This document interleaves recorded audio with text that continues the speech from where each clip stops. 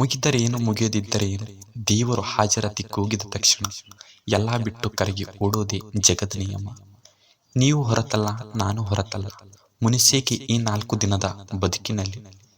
ಅಂದಿನ ನಗುವೆ ಇಂದಿಲ್ಲ ಅಂದ ಮೇಲೆ ಇಂದಿನ ಕಷ್ಟ ಮುಂದೆ ಇರೋದಿಲ್ಲ ಎನ್ನುವ ಸತ್ಯವನ್ನು ಅರಿತರೆ ಸಾಕು, ಬದುಕು ಸುಂದರವಾಗಿರುತ್ತದೆ. ನಮ್ಮ ಬಾಳಿನ ಮೊದಲ ಅರ್ಥ ಇನ್ನೊಂದು ಅರ್ಥಕ್ಕಾಗಿ ಕಾಯುತ್ತದೆ, ಇನ್ನೊಂದು ಅರ್ಥವು ಕಳೆದ ಅರ್ಥಕ್ಕಾಗಿ ಗೋಳಾಡುತ್ತದೆ. ಇದೇ ಅಲ್ವಾ ಜೀವನ. ಪಾಸಿಟಿವ್ ಥಿಂಕಿಂಗ್ ಅಂದರೆ ಪ್ರತಿ ಸಲವೂ ಒಳ್ಳೆಯದೇ ಆಗುತ್ತದೆ ಎಂದು ನಿರೀಕ್ಷಿಸುವುದಿಲ್ಲ, ಎಲ್ಲವೂ ಒಳ್ಳೆಯದಕ್ಕೆ ಆಗುತ್ತಿದೆ ಎಂದು ತಿಳಿದು ಮುನ್ನಡೆ ಆಗುವುದು. ಕೆಲಸಕ್ಕೆ ಬಾರದವರು ಎಂದು ಯಾರಿಗೂ ದೂಷಿಸಬಾರದು. ಅಪ್ರಯೋಜಕರು ಎಂದು ಭಾವಿಸಿದರೆ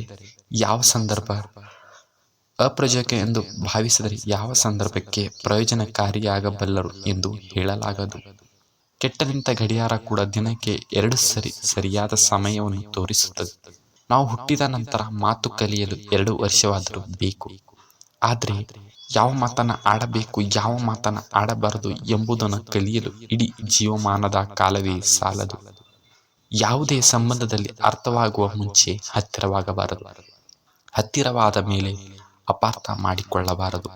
ಕೆಲವು ಬಾರಿ ಮಾತಾಡಿ ಕೆಟ್ಟವರು ಅನಿಸಿಕೊಳ್ಳುವುದಕ್ಕಿಂತ ಮೌನವಾಗಿದ್ದು ಅರ್ಥವಾಗದೆ ಉಳಿದು ಬಿಡುವುದೇ ಒಳ್ಳೆಯದು. ಕೆಲವೊಬ್ಬರಿಗೆ ಎಷ್ಟೇ ಪ್ರೀತಿ ತೋರಿಸಿದರೂ ಸಮಯ ಬಂದಾಗ ಹೊರಗಿನವರು ಎಂದು ಸಾಬೀತುಪಡಿಸುತ್ತಾರೆ.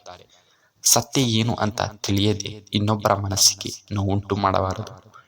ಏಕೆಂದರೆ ಸತ್ಯ ತಿಳಿಯುವಷ್ಟರಲ್ಲಿ ಅವರು ನಮ್ಮ ಮೇಲೆ ಇಟ್ಟಿರುವ ಪ್ರೀತಿ, ನಂಬಿಕೆ ಕಳೆದುಕೊಳ್ಳುತ್ತಾರೆ. ಸಂಬಂಧವನ್ನು ಜೋಪಾನವಾಗಿ ಕಾಪಾಡೋಣ, ಏನಂತೀರ?